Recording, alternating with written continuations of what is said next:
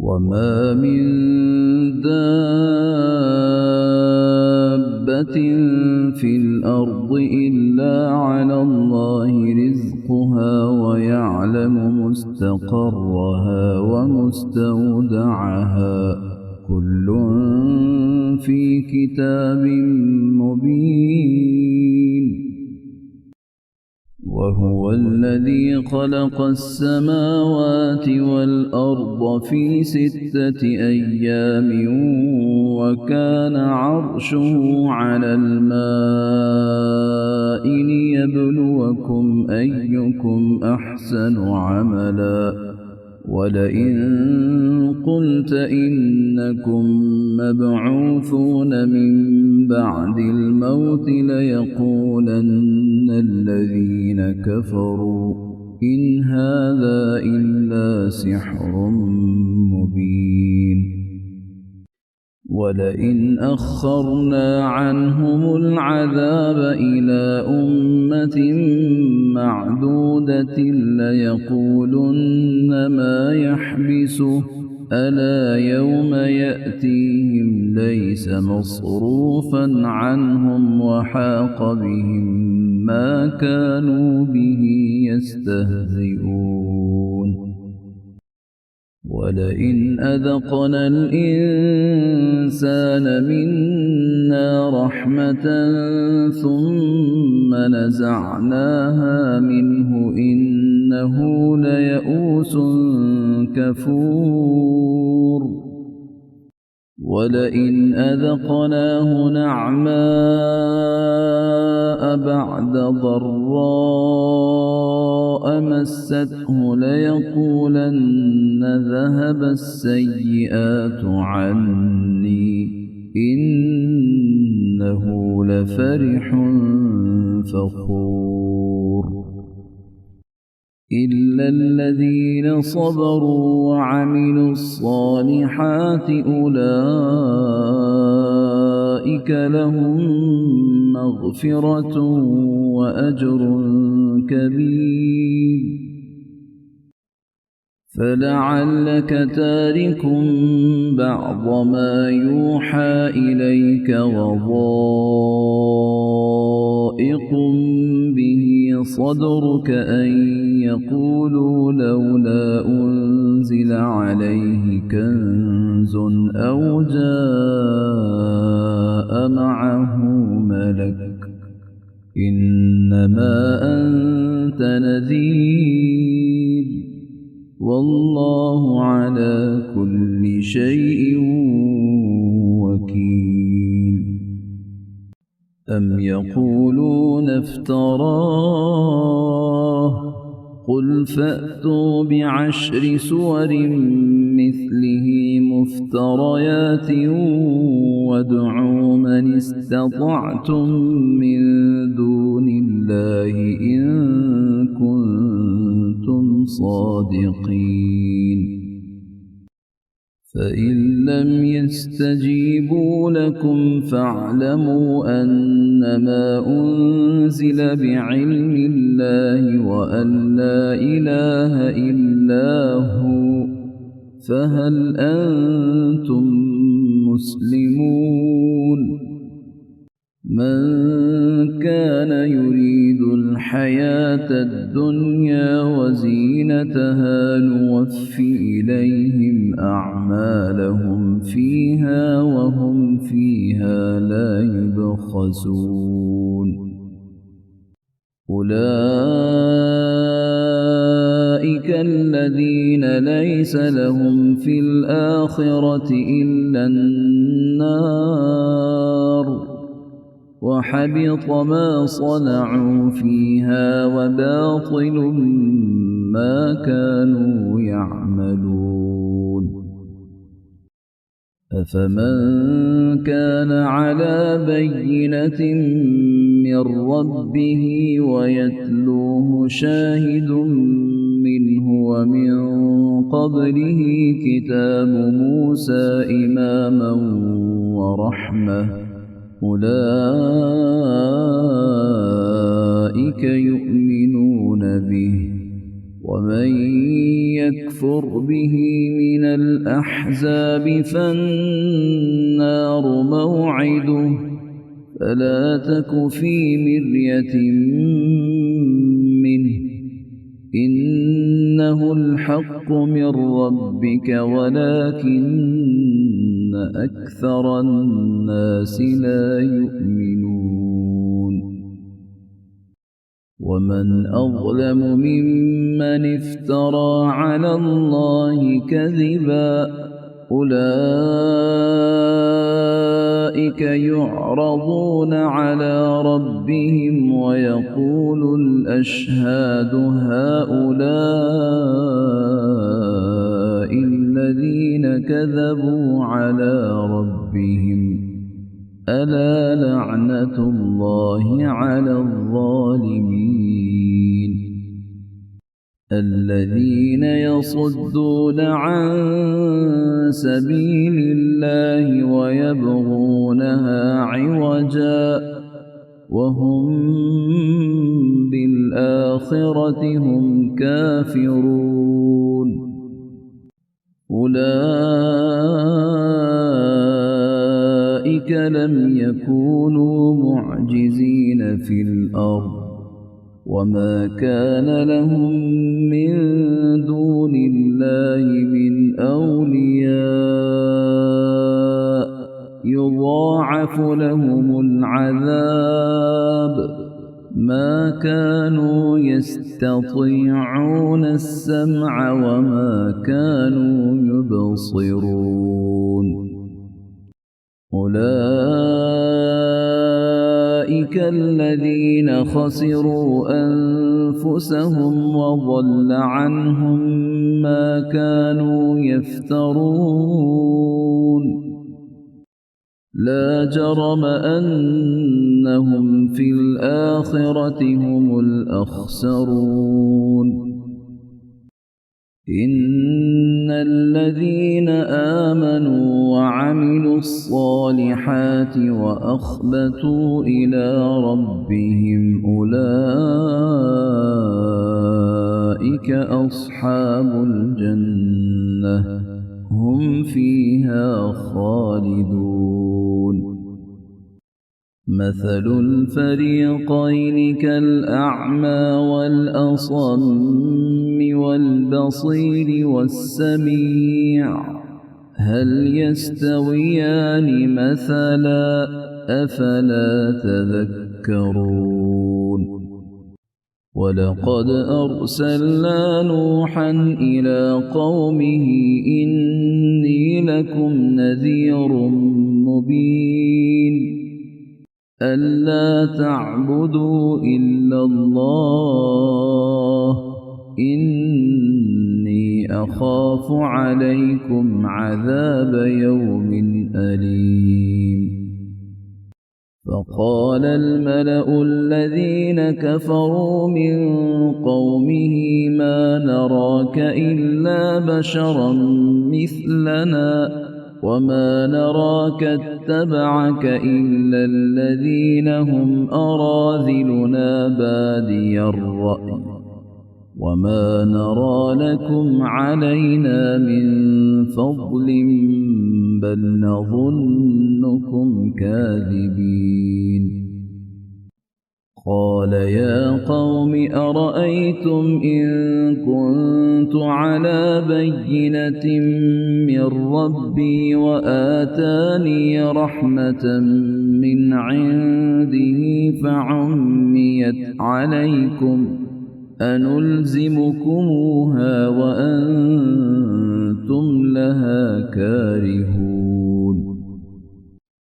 ويا قوم لا أسألكم عليه مالا إن أجري إلا على الله وما أنا بطارد الذين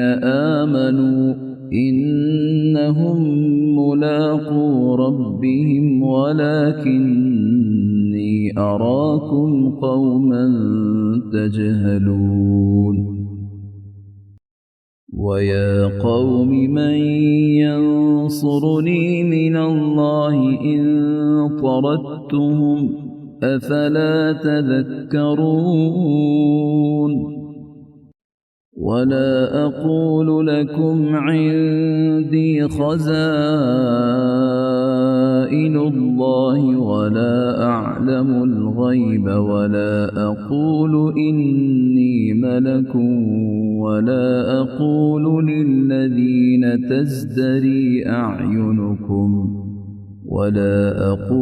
للذين تزدري أعينكم لن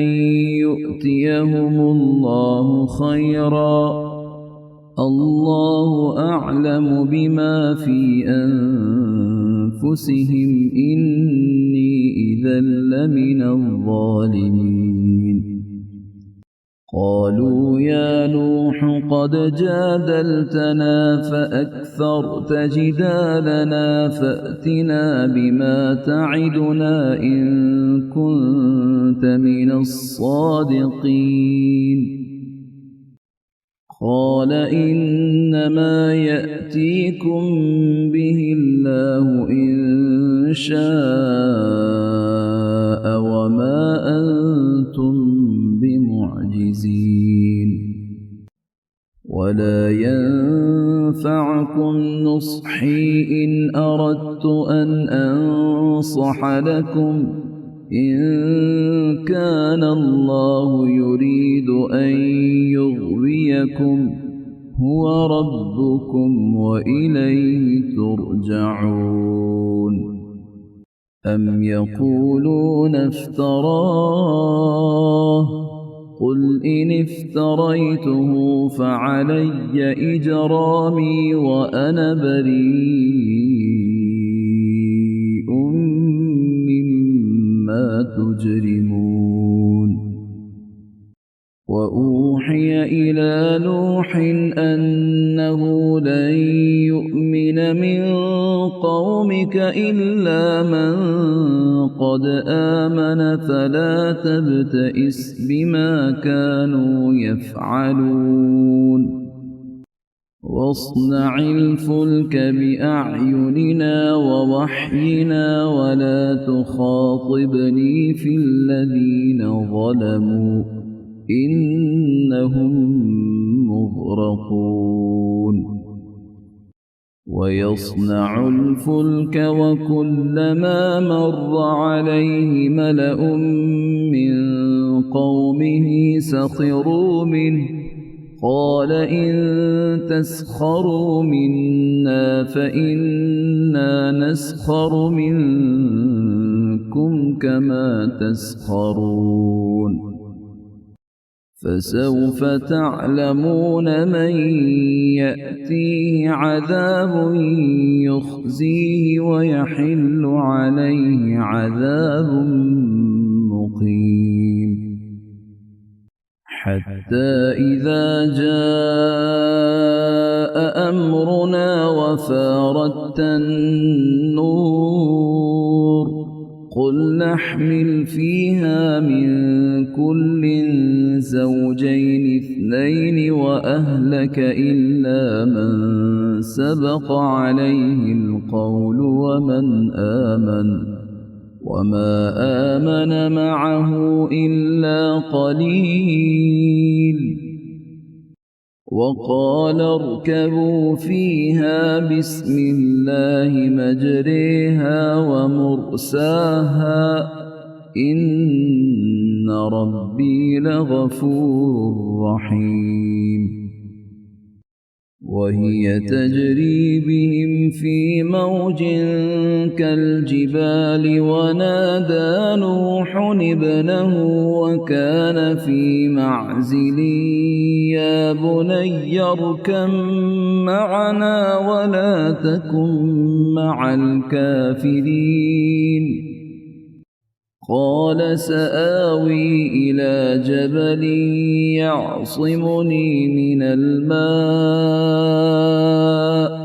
قال لا عاصم اليوم من أمر الله إلا من رحم وحال بينهما الموج فكان من المغرقين وقيل يا أرض ابلعي ماءك ويا سماء أقلعي وغيض الماء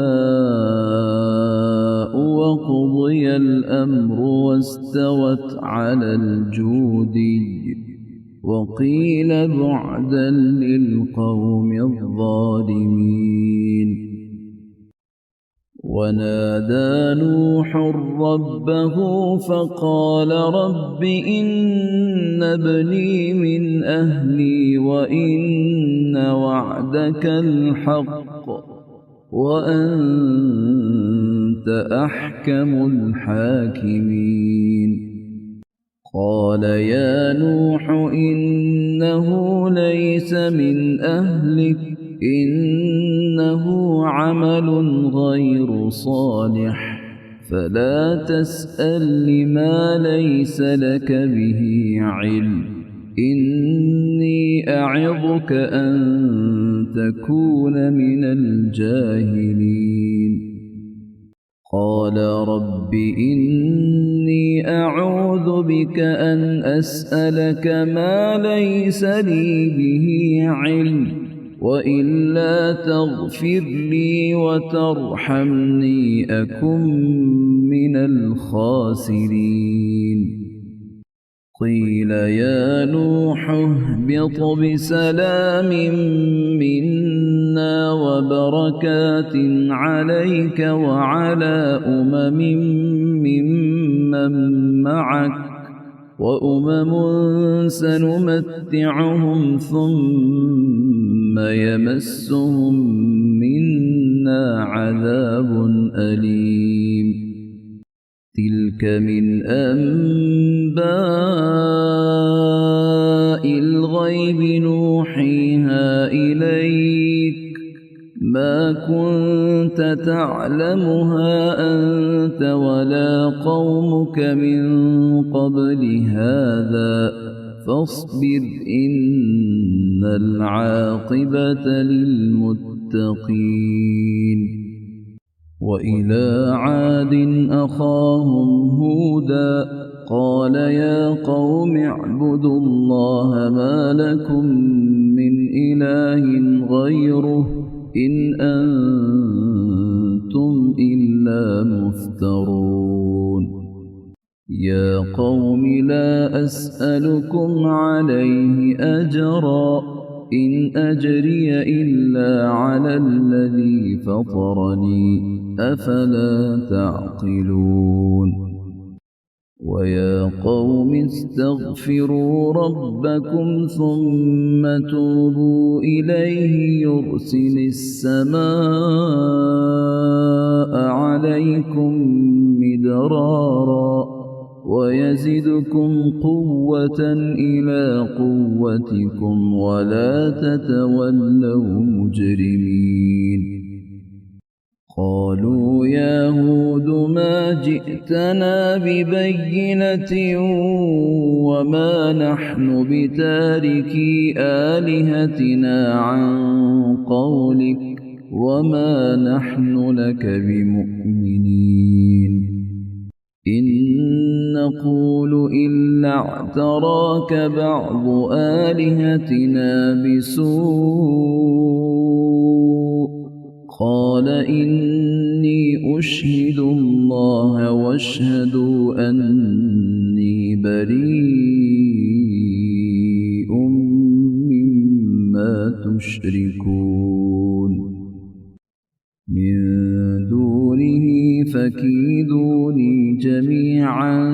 ثم لا تنظرون إني توكلت على الله ربي وربكم ما من دابة إلا هو آخذ بناصيتها إن ربي على صراط مستقيم. فإن تولوا فقد أبلغتكم ما أرسلت به إليكم ويستخلف ربي قوما غيركم ولا تضرونه شيئا إن ربي على كل شيء حفيظ. ولما جاء أمرنا نجينا هودا والذين آمنوا معه برحمة منا ونجيناهم من عذاب غليظ. وتلك عاد جحدوا بآيات ربهم وعصوا رسله واتبعوا أمر كل جبار عنيد. وأتبعوا في هذه الدنيا لعنة ويوم القيامة ألا إن عادا كفروا ربهم ألا بعدا لعاد قوم هود. وإلى ثمود أخاهم صالحا قال يا قوم اعبدوا الله ما لكم من إله غيره هو أنشأكم من الأرض واستعمركم فيها فاستغفروه ثم توبوا إليه إن ربي قريب مجيب. قالوا يا صالح قد كنت فينا مرجوا قبل هذا أتنهانا أن نعبد ما يعبد آباؤنا وإننا لفي شك مما تدعونا إليه مريب. قال يا قوم أرأيتم إن كنت على بينة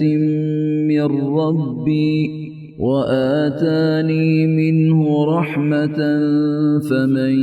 ينصرني من الله إن عصيته فما تزيدونني غير تخسير. ويا قوم هذه ناقة الله لكم آية فذروها تأكل في أرض الله ولا تمسوها بسوء فيأخذكم عذاب قريب. فعقروها فقال تمتعوا في داركم 3 أيام ذلك وعد غير مكذوب. فلما جاء أمرنا نجينا صالحا والذين آمنوا معه برحمة منا ومن خزي يومئذ إن ربك هو القوي العزيز. وأخذ الذين ظلموا الصيحة فأصبحوا في ديارهم جاثمين كأن لم يغنوا فيها ألا إن ثمود كفروا ربهم ألا بعدا لثمود. ولقد جاءت رسلنا إبراهيم بالبشرى قالوا سلاما قال سلام فما لبث أن جاء بعجل حنيذ فلما رأى أيديهم لا تصل إليه نكرهم وأوجس منهم خيفة قالوا لا تخف إنا أرسلنا إلى قوم لوط وامرأته قائمة فضحكت فبشرناها بإسحاق ومن وراء إسحاق يعقوب قالت يا ويلتى أألد وأنا عجوز وهذا بعلي شيخا إن هذا لشيء عجيب قالوا أتعجبين من أمر الله رحمة الله وبركاته عليكم أهل البيت إنه حميد مجيد فلما ذهب عن إبراهيم الروع وجاءته البشرى يجادلنا في قوم لوط إن إبراهيم لحليم أواه منيب يا إبراهيم أعرض عن هذا إنه قد جاء أمر ربك وإنهم آتيهم عذاب غير مردود ولما جاءت رسلنا لوطا سيء بهم وضاق بهم ذرعا وقال هذا يوم عصيب وجاءه قومه يهرعون إليه ومن قبل كانوا يعملون السيئات قال يا قوم هؤلاء بناتي هن أطهر لكم فاتقوا الله ولا تخزون في ضيفي أليس منكم رجل رشيد قالوا لقد علمت ما لنا في بناتك من حق وإنك لتعلم ما نريد قال لو أن لي بكم قوة أو آوي إلى ركن شديد قالوا يا لوط إنا رسل ربك لن يصلوا إليك فأسر بأهلك بقطع من الليل ولا يلتفت منكم أحد إلا امرأتك إنه مصيبها ما أصابهم إن موعدهم الصبح أليس الصبح بقريب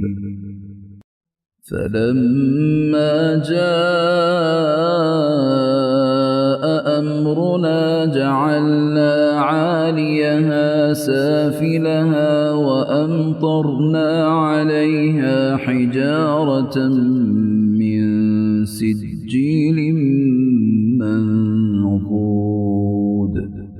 مسومة عند ربك وما هي من الظالمين ببعيد وإلى مدين أخاهم شعيبا قال يا قوم اعبدوا الله ما لكم من إله غيره ولا تنقصوا المكيال والميزان إني أراكم بخير وإني أخاف عليكم عذاب يوم محيط ويا قوم أوفوا المكيال والميزان بالقسط ولا تبخسوا الناس أشياءهم ولا تعثوا في الأرض مفسدين بقية الله خير لكم إن كنتم مؤمنين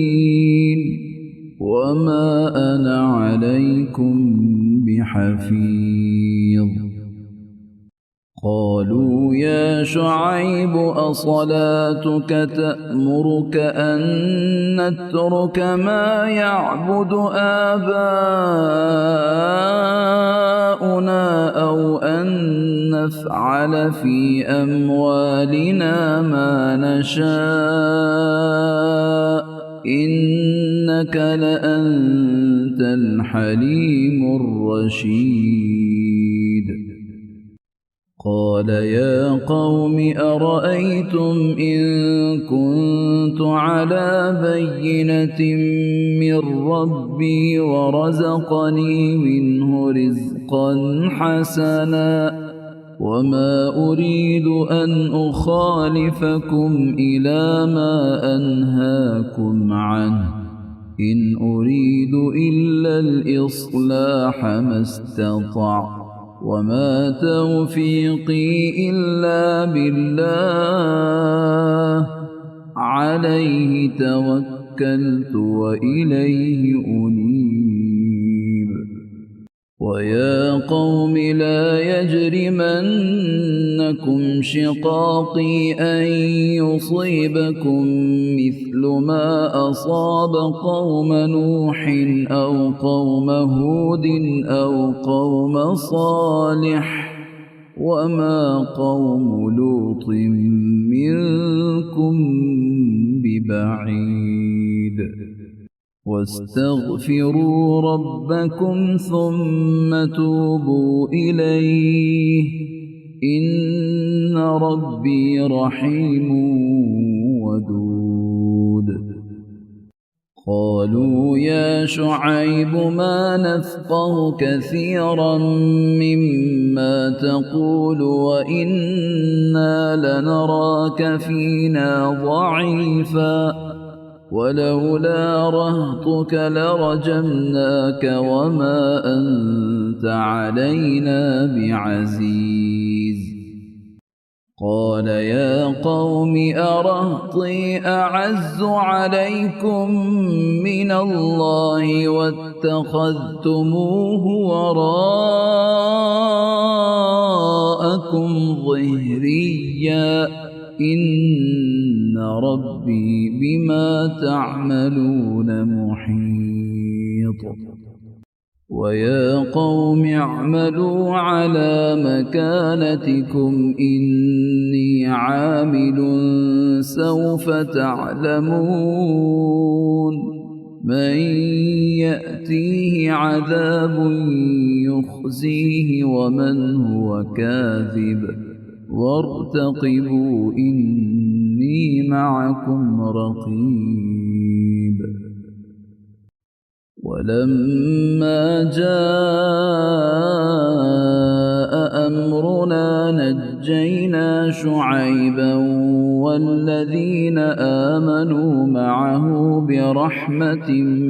منا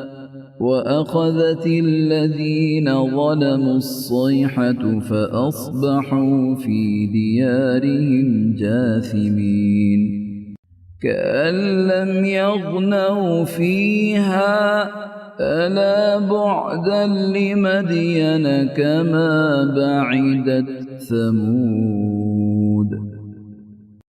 ولقد أرسلنا موسى بآياتنا وسلطان مبين إلى فرعون وملئه فاتبعوا أمر فرعون وما أمر فرعون برشيد يقدم قومه يوم القيامة فأوردهم النار وبئس الورد المورود وأتبعوا في هذه لعنة ويوم القيامة بئس الرفد المرفود ذلك من أنباء القرى نقصه عليك منها قائم وحصيد وما ظلمناهم ولكن ظلموا أنفسهم فما أغنت عنهم آلهتهم التي يدعون من دون الله من شيء لما جاء أمر ربك وما زادوهم غير تتبيب وكذلك أخذ ربك إذا أخذ القرى وهي ظالمة إن أخذه أليم شديد إن في ذلك لآية لمن خاف عذاب الآخرة ذلك يوم مجموع له الناس وذلك يوم مشهود وما نؤخره إلا لأجل معدود يوم يأتي لا تكلم نفس إلا بإذنه فمنهم شقي وسعيد فأما الذين شقوا ففي النار لهم فيها زفير وشهيق خالدين فيها ما دامت السماوات والأرض إلا ما شاء ربك إن ربك فعال لما يريد وأما الذين سعدوا ففي الجنة خالدين فيها ما دامت السماوات والأرض إلا ما شاء ربك عطاء غير مجذوذ فلا تك في مرية مما يعبد هؤلاء ما يعبدون إلا كما يعبد آباؤهم من قبل وإنا لموفوهم نصيبهم غير منقوص ولقد آتينا موسى الكتاب فاختلف فيه ولولا كلمة سبقت من ربك لقضي بينهم وإنهم لفي شك منه مريب وإن كلا لما ليوفينهم ربك أعمالهم إنه بما يعملون خبير فاستقم كما أمرت ومن تاب معك ولا تطغوا إنه بما تعملون بصير ولا تركنوا إلى الذين ظلموا فتمسكم النار وما لكم من دون الله من أولياء ثم لا تنصرون وأقم الصلاة طرفي النهار وزلفا من الليل إن الحسنات يذهبن السيئات ذلك ذكرى للذاكرين واصبر فإن الله لا يضيع أجر المحسنين فلولا كان من القرون من قبلكم أولو بقية ينهون عن الفساد في الأرض إلا قليلا ممن أنجينا منهم واتبع الذين ظلموا ما أترفوا فيه وكانوا مجرمين وما كان ربك ليهلك القرى بظلم وأهلها مصلحون ولو شاء ربك لجعل الناس أمة واحدة ولا يزالون مختلفين إلا من رحم ربك ولذلك خلقهم وتمت كلمة ربك لأملأن جهنم من الجنة والناس أجمعين وكلا نقص عليك من أنباء الرسل ما نثبت به فؤادك وجاءك في هذه الحق وموعظة وذكرى للمؤمنين وقل للذين لا يؤمنون اعملوا على مكانتكم إنا عاملون وانتظروا إنا منتظرون ولله غيب السماوات والأرض وإليه يرجع الأمر كله فاعبده وتوكل عليه وما ربك بغافل عما تعملون بسم الله الرحمن الرحيم ألف لام را تلك آيات الكتاب المبين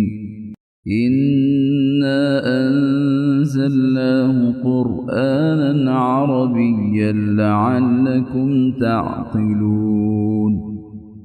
نحن نقص عليك أحسن القصص بما أوحينا إليك هذا القرآن وإن كنت من قبله لمن الغافلين إذ قال يوسف لأبيه يا أبت إني رأيت 11 كوكبا والشمس والقمر رأيتهم لي ساجدين قال يا بني لا تقصص رؤياك على إخوتك فيكيدوا لك كيدا إن الشيطان للإنسان عدو مبين وكذلك يجتبيك ربك ويعلمك من تأويل الأحاديث ويتم نعمته عليك وعلى آل يعقوب كما أتمها على أبويك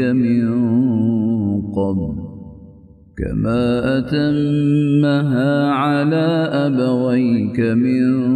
قبل إبراهيم وإسحاق إن ربك عليم حكيم لقد كان في يوسف وإخوته آيات للسائلين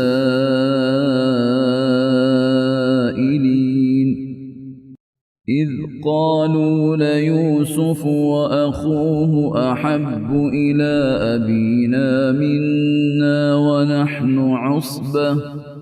إن أبانا لفي ضلال مبين اقتلوا يوسف أو اطرحوه أرضا يخل لكم وجه أبيكم وتكونوا من بعده قوما صالحين قال قائل منهم لا تقتلوا يوسف وألقوه في غيابة الجب يلتقطه بعض السيارة إن كنتم فاعلين قالوا يا أبانا ما لك لا تأمنا على يوسف وإنا له لناصحون أرسله معنا غدا يرتع ويلعب وإنا له لحافظون قال إني ليحزنني أن تذهبوا به وأخاف أن يأكله الذئب وأنتم عنه غافلون قالوا لئن أكله الذئب ونحن عصبة إنا إذا لخاسرون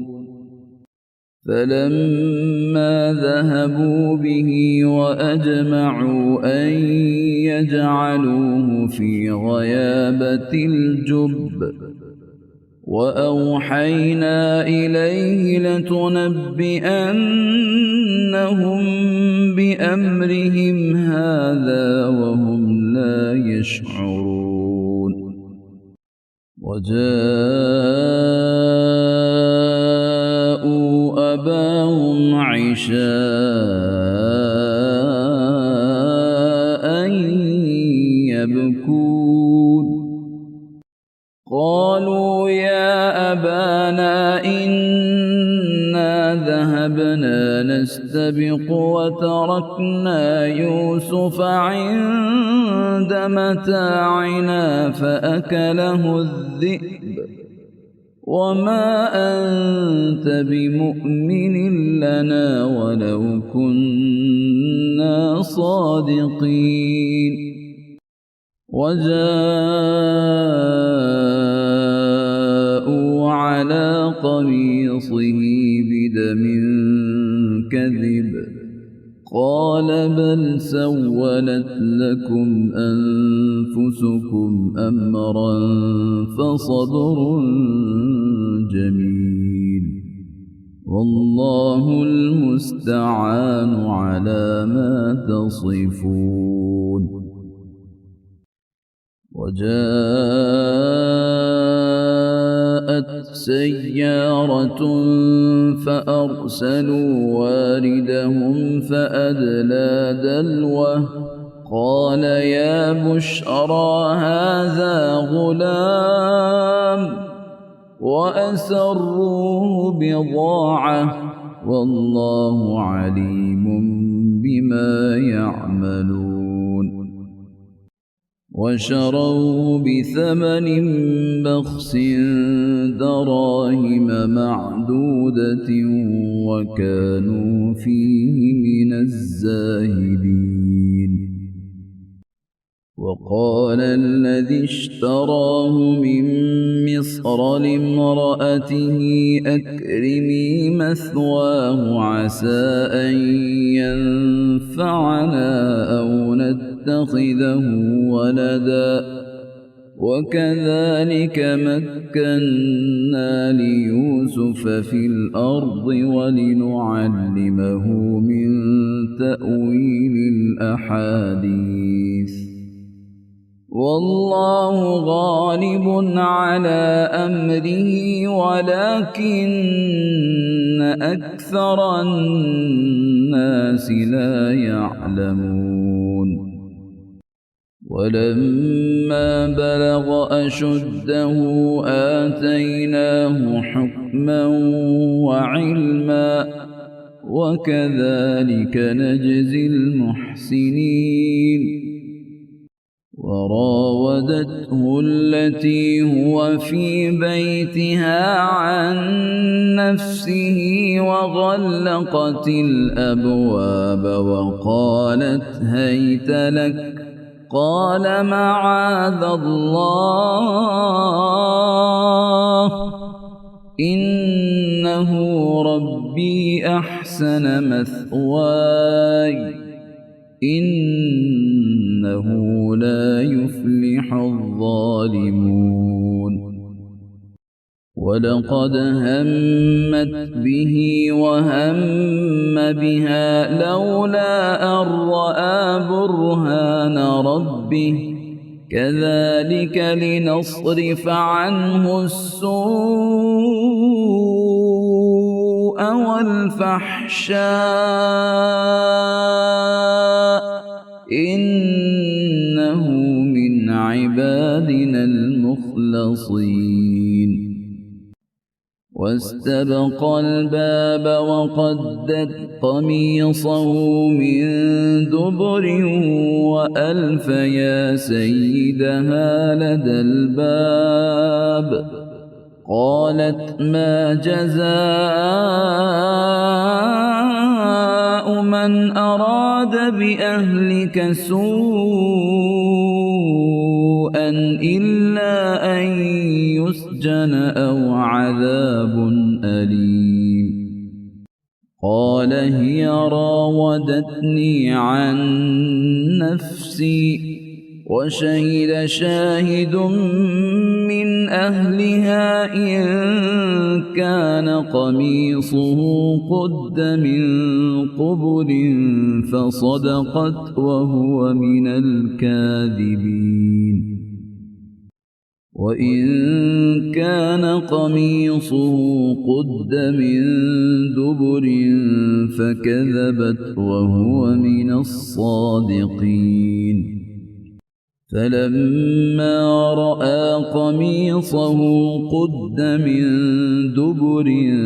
قال إنه من كيدكن إن كيدكن عظيم يوسف أعرض عن هذا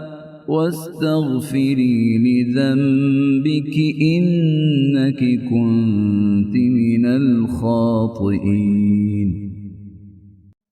وقال نسوة في المدينة امرأة العزيز تراود فتاها عن نفسه قد شغفها حبا إنا لنراها في ضلال مبين فلما سمعت بمكرهن أرسلت إليهن وأعتدت لهن متكأ وآتت كل واحدة منهن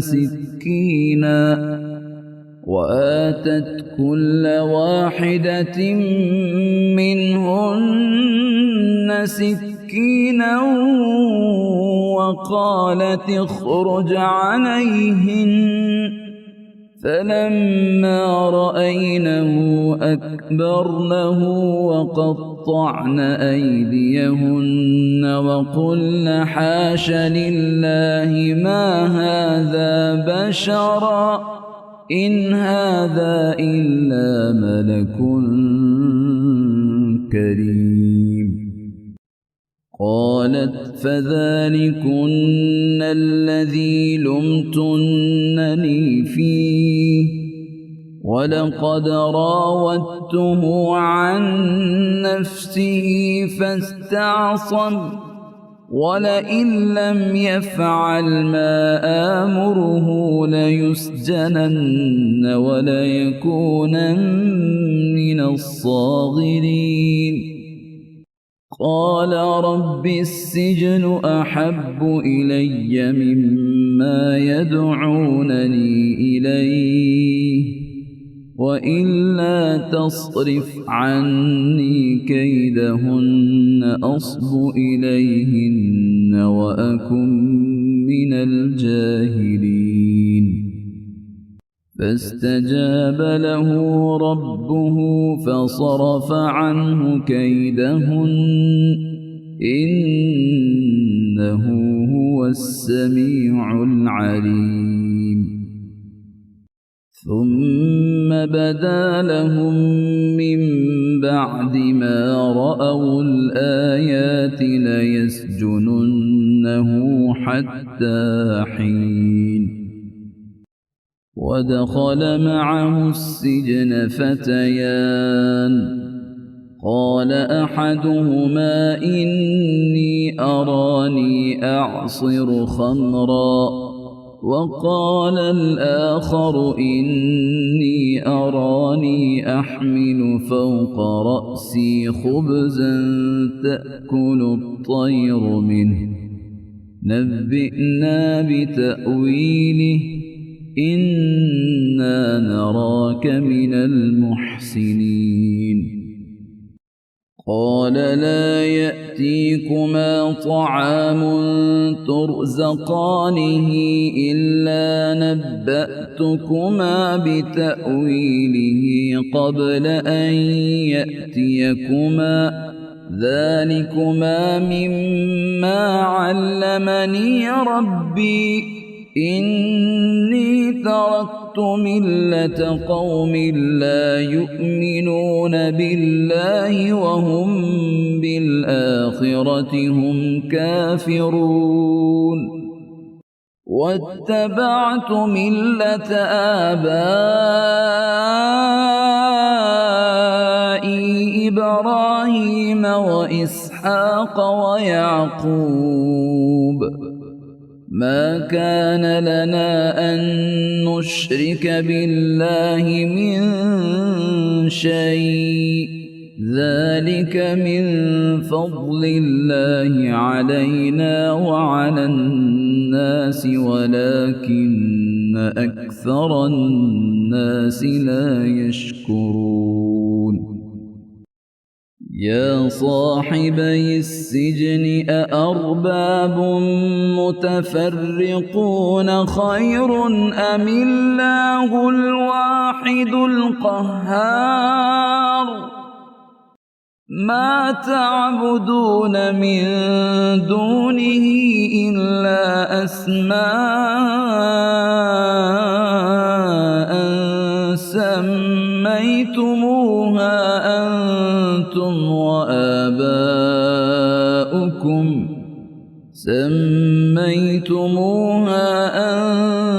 وآباؤكم ما أنزل الله بها من سلطان إن الحكم إلا لله أمر ألا تعبدوا إلا إياه